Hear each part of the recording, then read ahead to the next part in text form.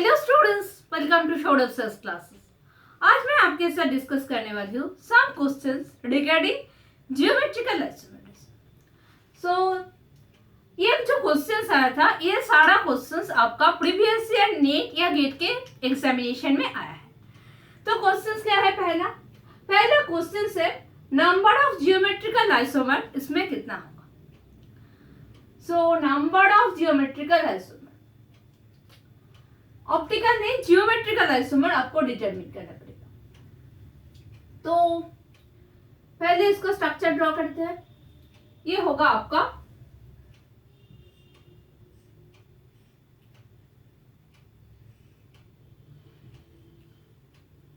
एक है आपका ओ, जहां पे P Me3, PMe3,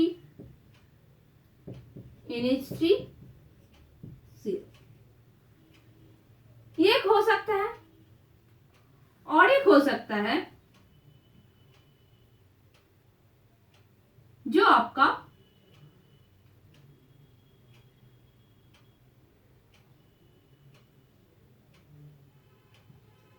CO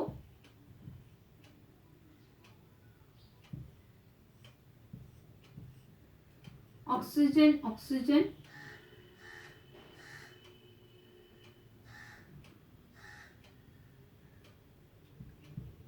PMe3 PMe3 Cl NH3 और एक हो सकता है आपका CO PMe3 sorry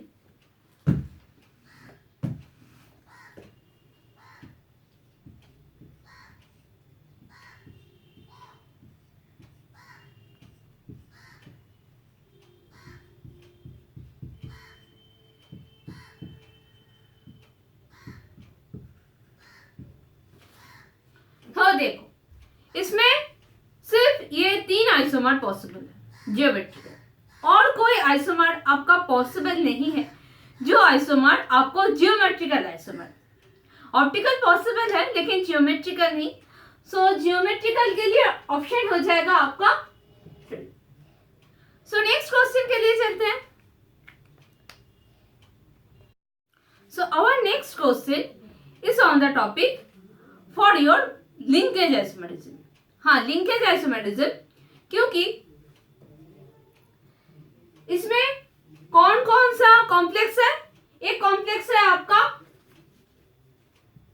CO NH3 whole 4 H2O Br2 और एक है आपका इन दोनों में अभी